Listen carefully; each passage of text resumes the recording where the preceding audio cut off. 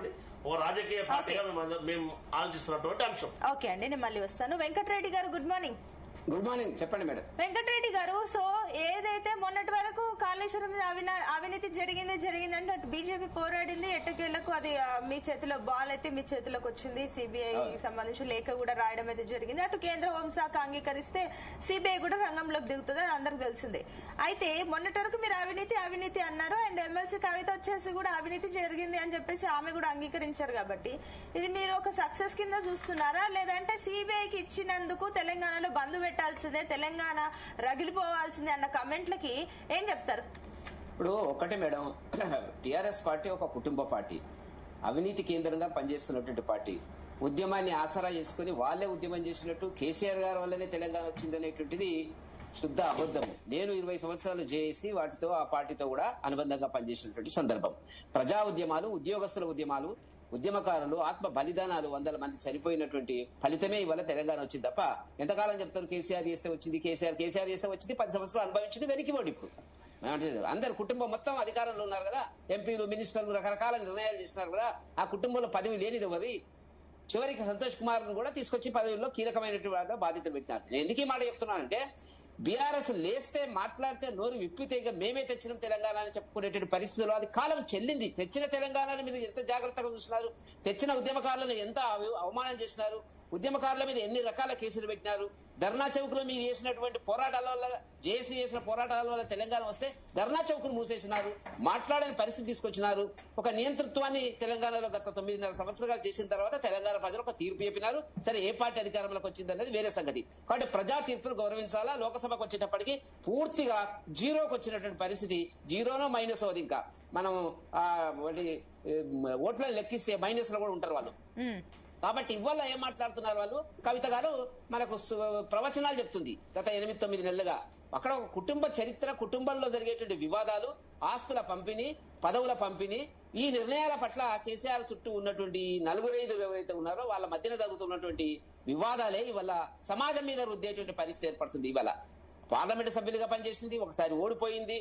వచ్చిన 9.5 సంవత్సరాలుగా ఆమె ప్రభుత్వం వచ్చిన 9.5 సంవత్సరాలుగా ఏదో ఒక రాజ్యాంగబద్ధమైన పదవులు ఉంది, కీలకమైన నిర్ణయాలు చేసింది. ఎందుకంటే స్వయాన ముఖ్యమంత్రి గారి, మాజీ ముఖ్యమంత్రి గారి కూతురు కాబట్టి గవర్నమెంట్ లో చాలా పనులు చేసినారు. ఏం చేసినారు, ఎంత సంపాదించినారు, ఎవరు నేను చర్చకు పోనిప్పుడు. ఏమి లేనట్టు ఆమెను చెప్పింది నా పెళ్లికి మా నాన్న అప్పు చేసిండు అనేటువంటి పద్ధతుల ఇవాళ వాళ్ళ పరిస్థితి ఏంటి, ఆ చర్చకు నేను పోను. ఇప్పుడు జరుగుతున్నది ఏంది?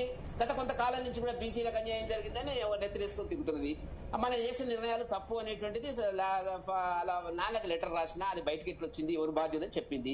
దయ్యాలున్నాయి, కేసీఆర్ దేవుడు దయ్యాలున్నాయని చెప్పింది. ఇప్పుడు పేర్లు పెట్టింది, పేర్లు చెప్పి బయట నేను మాట్లాడుతుంది. హరీష్ రావు గారు, సంతోష్ రావు గారు, వాళ్ళిద్దరు కూడా కేసీఆర్ తో అనుబంధంగానే ఉన్నారు, రోజు కలుస్తున్నారు, రోజు మీట్ అవుతున్నారు. అది సంతోష్ కుమార్ తెలియనటువంటి రహస్యం ఏమన్నా బీఆర్ఎస్ పార్టీలో ఉంటుందా మేడం? రోజు 24 గంటలు అంటి పెట్టుకుని కేసీఆర్ ఉన్నటువంటిది అన్ని నిర్ణయాలలో, అన్ని రహస్య నిర్ణయాలు కావచ్చు, బహిరంగ నిర్ణయాలు కావచ్చు, రాజకీయ నిర్ణయాలు కావచ్చు, ఆర్థిక నిర్ణయాలు కావచ్చు, అన్నిట్లో సంతోషరావు తెలియనటువంటి పరిస్థితి. ఎవరు చిన్నపిల్లాడు కూడా నమ్మడు. ఇప్పుడు వాళ్ళ పేర్లు బయటికి తెస్తుంది, వాళ్ళన్న మంచివాడు అంటుంది, అనకుండా చెప్పడం లేదు. కాబట్టి కేసీఆర్, ఆమె, వాళ్ళన్న ముగ్గురు మంచోళ్ళు, మిగతా వాళ్ళంతా కూడా నాశనం పట్టించినారు పార్టీ అని చెప్పేటువంటి దాన్ని ఇవాళ తెలంగాణ ప్రజలు ఏమి అంత పిచ్చోళ్ళ నమ్మడానికి?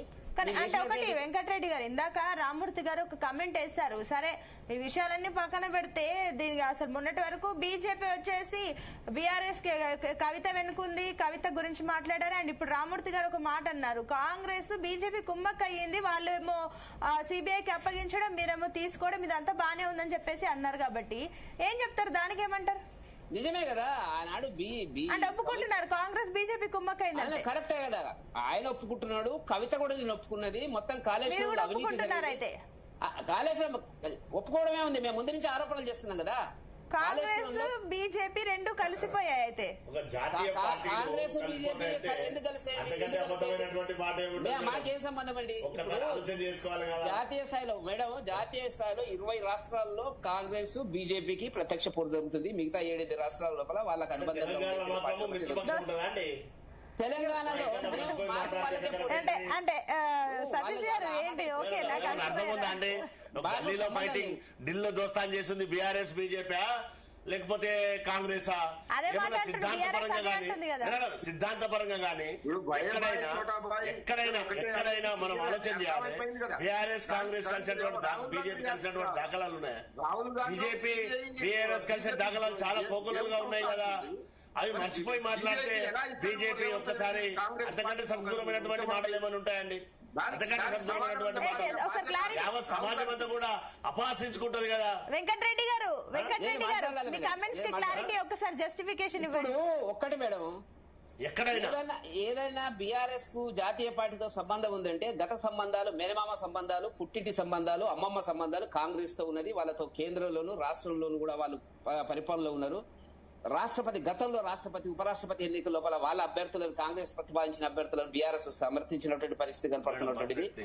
ఇవి ఉన్నాయి. ఈ చర్చకు నేను పోను, ఎందుకంటే మాకు ఎన్నడూ కూడా ఏ కోశాన కూడా మాకు బీఆర్ఎస్ తో ఎన్నికల ఒప్పందం కానీ ఇతర ఒప్పందం కానీ మాకు లేదు. కాంగ్రెస్ తో కూడా లేదు. మేము స్వయంగా ఒక జాతీయ పార్టీ కాబట్టి, కుటుంబ పార్టీలకు వ్యతిరేకం కాబట్టి, కాంగ్రెస్ బీఆర్ఎస్ పార్టీలు కుటుంబ కేంద్రంగా పనిచేస్తాయి కాబట్టి, అవినీతి కేంద్రంగా పనిచేస్తాయి కాబట్టి మోదీ గారు ఇటువంటి చర్చలకు స్థానం లేదు, భారతీయ జనతా పార్టీలో అవకాశం లేదు. అది చాలా స్పష్టంగా చెప్పారు. వాళ్ళు ఏమనుకుంటారంటే ఓకే అండి. వెంకటరెడ్డి గారు మళ్ళీ వస్తాను, చెప్పండి. నేను మళ్ళీ విజయ్ గారి దగ్గరికి వెళ్ళాను. కాళేశ్వరం ఏటీఎం అని చెప్పి స్వయంగా మోడీ గారు వచ్చి చెప్తారు, ఆయన చర్యలు తీసుకోరు. దాంతో పాటుగా ఎక్కడైతే లిక్కర్ కేసులో ఇన్వాల్వ్ అయినప్పుడు ఎవరితో కలిసారో యావత్ సమాజం అంతా కూడా చూసింది కదా. ఎవరు కలిసిన వాళ్ళు పోయి అంటే బీఆర్ఎస్ బీజేపీ కలిసి ఢిల్లీలో దోస్తాను గల్లీలో ఫైటింగ్ చేసిరా లేదా? పార్లమెంట్ ఎన్నికల్లో ఎవరు బీఆర్ఎస్ నాయకులు, బీఆర్ఎస్ కార్యకర్తలు బీజేపీ కోట్లేపిచ్చారో చూసినాం కదా. మాజీ మంత్రులు, ఎమ్మెల్యేలు ఎవరు గెలుస్తారో ఎవరేమి చేస్తారో అని చెప్పినటువంటి మాటలు మర్చిపోయి మాట్లాడితే కరెక్ట్ అవుతుంది. అవన్నీ మర్చిపోయి మాట్లాడడం కరెక్ట్ కాదు కదా. ఓకే క్లారిటీ తీసుకుందాం. ఒక నిమిషం అండి, రామ్మూర్తి గారు నెక్స్ట్ రౌండ్ లో మాట్లాడొచ్చు. నేను విజయ్ గారితో ఒకసారి క్లారిటీ తీసుకుందాం ఈ అన్ని అంశాలపైన. విజయ్ గారు గుడ్ మార్నింగ్ అండి.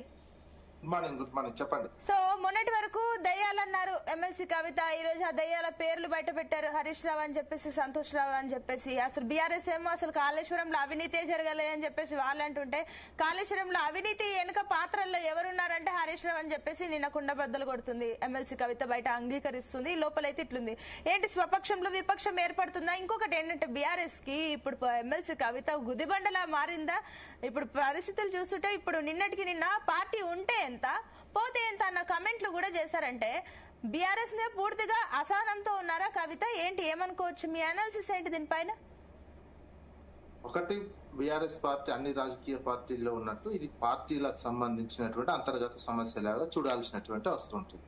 ఇటు కాంగ్రెస్ పార్టీ కావచ్చు, బీజేపీ. కాంగ్రెస్ పార్టీలో కోమటిరెడ్డి రాజగోపాల్ రెడ్డి, మల్రెడ్డి రంగారెడ్డి రకరకాల రోజు ఒకటి సీఎం మీద అనిరుద్ రెడ్డి సపరేట్ మీటింగ్ పెట్టి కోవర్టులు ఉన్నారు, చంద్రబాబు కోవర్టులు ఉన్నారు, రాజగోపాల్ రెడ్డి ఇంకో తీరుగా మాట్లాడుతూ ప్రతిరోజు ఏదో ఒక రకమైనటువంటిది కాంగ్రెస్ పార్టీలో ప్రతి